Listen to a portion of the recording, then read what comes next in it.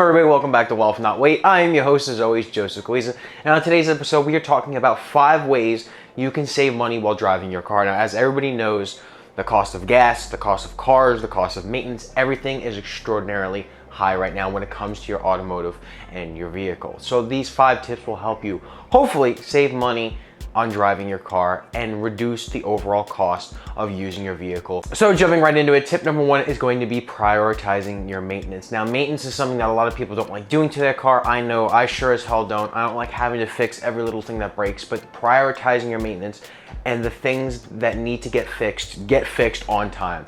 A lot of the things that go wrong, people see and they just go, ah, fuck it, I'll take care of it later. Things like oil changes or things that people put off, brake pads, your basic, easy, simple shit that needs to get done. Yes, it may cost a little bit of money, maybe $100 here or $200 or something along the line.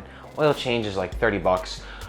Things along those lines will help your car run smoother. Obviously, your brakes will help you stop. That's kind of important when you're driving your car. And then your oil change will help your car run smooth. It'll stop from overheating. It'll stop your oil from getting corroded.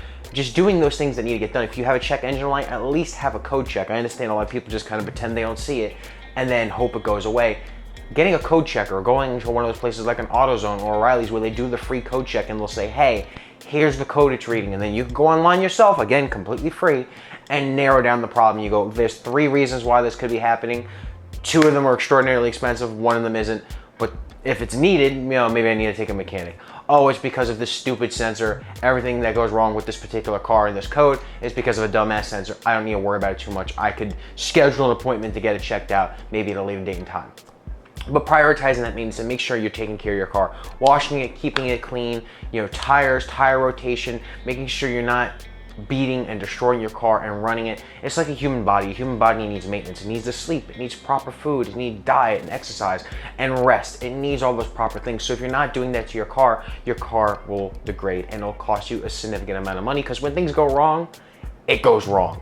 Trust me, again, I've had a fucking engine kind of explode on me and it just went wrong, not because of a lack of maintenance issue, but when things go wrong with cars, they usually go wrong. I've had a lot of stuff go wrong with cars, and if it's a big issue, it becomes a big issue. It's never, fuck, this little thing broke. Okay, I'll get around to it. It's always, fuck, this thing broke and now my car doesn't work anymore. It's either gonna cost me hundreds of dollars now or thousands of dollars later, not to mention the loss of wages because they can't Uber or get to work or go places, whatever the fuck it may be. Similarly, in this vein, is prioritizing things that are important. Cosmetic issues, paint, small little things, maybe a new radio. If you use a radio every day, of course, then like 50 bucks to do it yourself, which we'll get into in a minute, is helpful, but just instead of spending ridiculous amounts of money on things you don't need, if it needs a tune-up, if it needs new spark plugs, if it needs these new things, if it just needs an oil change, again, something pretty simple, prioritizing that would be the best option instead of a cosmetic issue, instead of getting the power seats fixed or the power windows when you could just reach out and fix it your own. If it's something simple that could get taken care of, either take care of it yourself or put it off in favor of doing the other high maintenance things or the things that are actually important.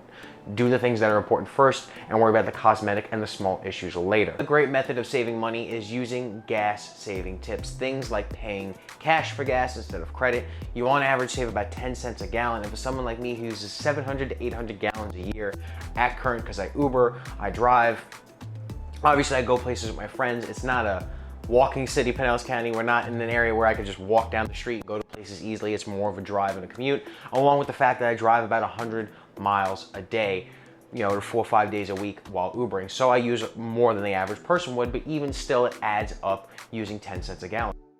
Another useful tip is using gas cost saving apps like things like Upside, of which I have a code here, of course, where you could save a ridiculously large amount. On average, about 15 to 25 cents a gallon. And what I've seen, it saved me approximately $170, $180 a year, again, at current rate. But I've even seen it at 56 cents a gallon save. And that's, of course, over like 2 different fill-ups because I used reward codes like the ones I put here, or things like the Uber sign up and you 56 cents a gallon, 75 cents a gallon, and you could save a ridiculously large amount. That also combos with things like fuel rewards. I'm a part of the Shell fuel rewards. So I save about 5 cents a gallon. Here and there it goes up a little bit, 10 cents, 15 cents, sometimes even 25 cents. But on average, about 5 cents a gallon plus the Upside, you can save a ridiculously large amount per gallon on your gas. Not only am I avoiding the 10-cent additional charge by paying from paying credit instead of paying cash, I save about 15 to 25 cents a gallon on upside, and then an additional 5 cents a gallon with the Shell rewards. And if you have T-Mobile, on Tuesdays, you could combo it and it gets you about 25 cents a gallon savings right now. So I could save realistically 50 cents a gallon off what I'm paying, and I'm saving about 60 cents a gallon by not paying credit. If you're somebody who pays credit and doesn't use any of that, you're paying 60 cents a gallon more than I am. Also want to avoid filling up during peak hours. Usually on weekends, gas prices get a little bit higher because more people are buying gas, so the marketplace for gas then goes up. Along with holidays, major travel holidays and things like that, you can see 5 cents, 10 cents, I think even 15-cent spike increases. So trying to just time it. Obviously, if you need gas, go get gas. But if you can avoid it and you say, hey, I know I'm gonna need gas within the next coming days, try and avoid making the day you purchase gas be a holiday or a high peak gas time. Number 3 is doing assorted DIY projects yourself. If you're more handsy, obviously you can do things related to the engine or the transmission. If you're more mechanically inclined and you know what you're doing, of course, I would recommend just throwing yourself into stuff that's extraordinarily important and that you have no way of figuring it out. But if you could watch a simple YouTube tutorial and it's a quick 2-minute project, or something like an oil change, if an oil change is going to be costly and cheaper for you to do it, something like for me with my brakes, when I had to do it with the Corvette, if it wasn't going to be extraordinarily large hassle because it was an older vehicle, I could save myself the $150 and just by doing it myself. Obviously, if you have tools or a little bit more knowledge, the more complex you can do things. But something simple like a radio. Say your radio goes out, you could buy a simple, easy radio, probably has Bluetooth and touchscreen capabilities for around $50 on eBay. Is it going to be the best thing? Probably not. But it's a radio and it works and it connects to your car stereo. Something like a Best Buy mobile install or a lot of these individual install places will charge you about $100, $75 I've seen really realistically around $100 to get the radio and set it up and do all that. When if it's a simple plug and play conversion, you shouldn't have to do that. You can do that yourself all in the span of 30 minutes. Now again, your results may vary on the complexity of the system and the setup you have, but if it's a simple install and you do your research on YouTube and on Google and you find that's just an easy plug and play switch, there's no reason to be paying $50 plus for something like that when you can do it yourself. Drive for something like Uber like I do and you have the opportunity to write off your miles. If you do have the opportunity, I urge you to do so. Again, everybody's tax situations may vary, but there's a good chance that saving that now 62.5 cents a mile is going to be a huge tax benefit. For someone like me who drove over 8,000 miles approximately for Uber, I'm gonna save around $5,000 in taxes related to then if I didn't write off that mileage. If that's something you do for business, if you have the eligibility to write off mileage and car maintenance and gas, or your company pays you back, I would take full advantage of those programs because you either one will get money back, or two, save a ridiculous amount on taxes for using your vehicle, your time, your gas, and your maintenance, and all that stuff. Now the final tip, number 5, maybe not using your car at all. Getting a ride share or using public transportation or carpooling may be your best bet. If you have a friend who has to drive by your house and you guys are going out together, maybe say, hey, listen, come pick me up, I'll throw you $5 or whatever it is, however you work it out. Or maybe they have to pass your house anyway, maybe they're a very nice person and willing to do it for free. Even still, or you offer a drink, whatever it may be. Carpooling together or form some form of ride share. So you guys get an Uber together, you all put in $10 and there's 3 of you. That's a $30 Uber that then you saved instead of somebody spending that amount of money in gas. Also, public transportation is a huge opportunity for, say someone is going into Tampa from over here in Pinellas County, say for the Comic-Con that they have. That's something that me and my family want to do is we want to go to Comic-Con. We usually go to Comic-Con often. We did get a chance this year, but it's something that we normally do.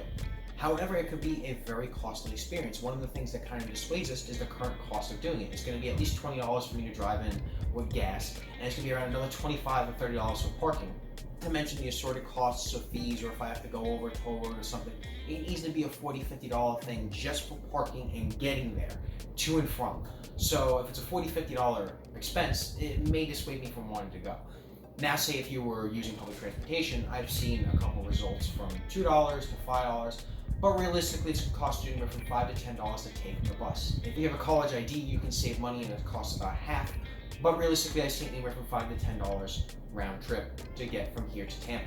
That is a significant upside. So using public transportation, if it's cheap and simple by you, obviously some places maybe not have the best public transportation, but if it's public transportation that works for you and is affordable, something like that would be great.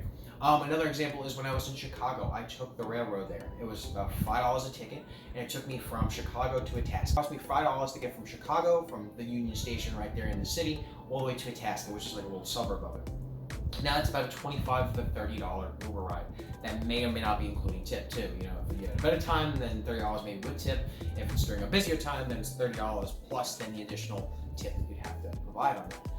Obviously, that's a huge saving. $5 a ticket, and then it takes you there. Yeah, it takes a little bit longer, maybe like 10 to 15 minutes longer. But you're saving about 5 times the amount of money you would spend normally, and that's on something that would. So you're saving about 5 times the amount of money you would normally, and that's a huge savings, especially when if you're looking at transportation for going places or going on vacation, or just in general if you have good public transportation. That's a huge cost. That may then allow me to go places more. If I say, hey, they have really good public transportation, maybe I can take a trip to that place because I'm not spending a ridiculous amount of money. If you live there, if you live in these big cities, or if you live in a place with good public transportation, or affordable public transportation to where you need to go, that may be a huge cost saving just in your everyday life, which would surmount to a huge amount of savings instead of just having to drive there all the time. I said I'd give you guys 5 tips, but I'm actually gonna give you this quick bonus tip, and that's using your resources wisely and maybe finding a way to not have to use your car. A lot of people will just take little trips like, oh, I'm out of deodorant and toothpaste, or I'm running out of deodorant and toothpaste, let me go get that, and let me take my car and drive. If you can set things up reasonably and you can say order things online, one, you may experience a huge cost saving compared to the store. You may save $1 or $2 per deodorant or your toothpaste, or you can buy it in bulk and you get these huge savings from the items themselves, but then you're also not spending the amount of gas. Right now, it's anywhere from about $4 to $5 a gallon of gas. If you're driving, say realistically around a 20-mile trip to get places or get to stores, or you're out doing things like that and running errands, you can save yourself a substantial amount of money. Not to mention your time. You don't got to spend 30 minutes to an hour out and about trying to grab things that you need. It's just shipped right to your door. You're saving money. I know a lot of people do that already, but I know especially the older generation has a little bit harder time of doing it. And of course, I'm a big advocate of going out and doing things and seeing people and talking and making friends and just getting out of your fucking house. I'm a huge fan of that. But if it's going to cost you more money over the long run, you can find ways to then save that money and then apply it to, like, let me go out and do things. Let me go out and eat. Let me do other things. You're not spending that money on your necessities. You have then a little bit more money that you can spend on the things that you want, because then you're saving a huge amount of money on your necessities. So I hope you guys like these tips. Let me know in the comments below if you have any more cost-saving tips on how to save money for cars. If you guys like this video, make sure you like, comment, and subscribe, and I'll see you all next time.